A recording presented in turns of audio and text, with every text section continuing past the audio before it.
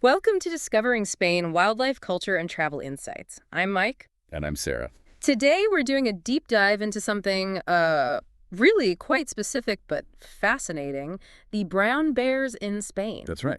We came across this really interesting article on wild-side holidays, and it paints a picture of two very, very different situations for the bear populations there. Exactly, two distinct groups, the Pyrenean bears and the Cantabrian bears. And their conservation stories, well, they couldn't be much more different. It's a real case study in conservation challenges, successes, and complexities. So let's start with the Pyrenean population. The article gives some recent figures for 2024. Yeah, it says there are at least 83 bears, maybe up to 96 if you include the very latest cubs born this year. And they're spread out across, well, quite a large area, aren't they? France, Andorra, and then in Spain, Catalonia, Aragon, Navarre. Quite a range. And apparently 16 cubs were born over the winter of 2022-2023, which, sounds like progress. It does, but the article immediately flags a big concern, doesn't it? Something about genetics. Yes, that's the crux of the issue for the Pyrenean bears. There's a serious lack of genetic diversity. Because of that one bear, Pyros, introduced back in the 90s. Exactly. He fathered a huge proportion of the cubs for years. So while the population grew, it became very, well, inbred. Right. So more bears, but genetically vulnerable. Precisely. It means they might struggle to adapt to diseases, environmental changes, that sort of thing. Even France's own biodiversity experts have warned about it. Despite the numbers going up. Okay, so what's the solution then? Bring in more bears? That's the logical step, bringing in unrelated bears, probably from elsewhere, maybe Slovenia again or Scandinavia. But it's controversial. Why is that? Well, local farmers are understandably worried.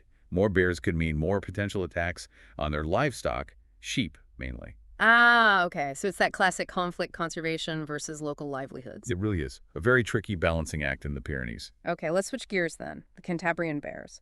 The story there seems quite different. Totally different. The numbers are much healthier, over 400 bears now. Wow, okay. That's a significant difference. And crucially, this has been a natural recovery. No reintroductions needed. How did they manage that? It seems to be down to strong habitat protection, really cracking down on poaching over the years, and building local support. They essentially managed to hang on even when numbers were low and bounce back. And because they weren't reliant on just a few reintroduced animals, their genetic diversity is much better. Much, much better. They have a healthier gene pool overall. And their range. Still mainly northern Spain. Yep. Asturias, Leon, Cantabria, and even spilling over into parts of Galicia. The article mentioned two sort of subpopulations, eastern and western. That's right. But the good news is there's increasing evidence of bears moving between these two areas. And why is that movement important? It's vital for gene flow.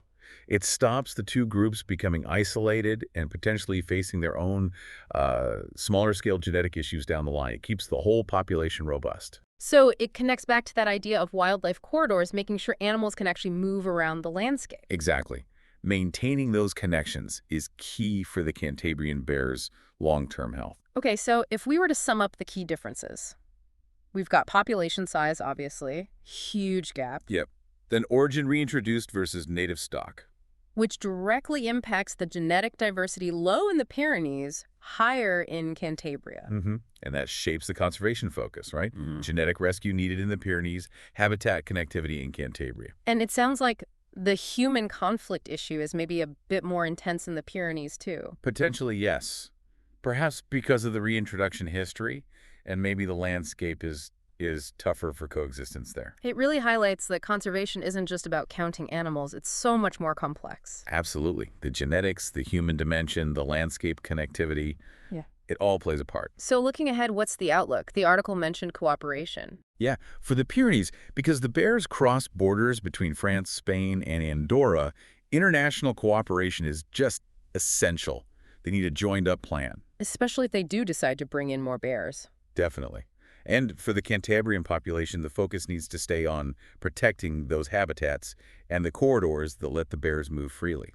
The overall goal being, I suppose, just ensuring these bears remain a permanent, thriving part of Spain's natural heritage. That's the hope. It's encouraging, despite the challenges. Now, we've been deep into the bear situation, but this article came from Wildside Holidays, which, as a website, covers a lot more about Spain, doesn't it? Especially for travel. Oh, absolutely. While we focused on the wildlife aspect today, it's a really rich resource for travelers. They've got detailed guides on places like Cadiz City. Oh, I've heard Cadiz is fantastic. Yeah, lovely place. And Ronda, that famous town in Andalusia, perched on the gorge. Right, seen the pictures. Amazing. And guides for the Grazalema Natural Park, too, which is stunning for walking, and the Caminito del Rey. Ah, the King's Walkway. That really popular, slightly scary-looking path. That's the one. So lots of practical travel info alongside the wildlife stuff. And they have that forum, too, the Iberia Nature Forum, Yeah. for identifying things. Yeah. If you see an interesting bug or plant or even another animal while you're out there, you can post a picture and get help identifying it. It's quite a useful community resource. So, useful for planning and useful while you're actually there exploring. Definitely. Okay, well, wrapping up this deep dive then, it's clear Spain's brown bears offer these two really compelling stories in conservation, successes, ongoing challenges. And it really underscores the dedication required, often over decades, to bring wildlife back or keep it thriving. It's also worth highlighting the person behind that Wildside Holidays article and the website itself, Clive Muir. Yes, the article mentions him. He seems to be quite prolific in providing English language information for that part of Spain. Apparently, he also runs other specific websites, Ronda Today, Visiting Cadiz, one for Grazalema, and another just for the Caminito del Rey. Wow, okay. So he's really focused on Western Andalusia.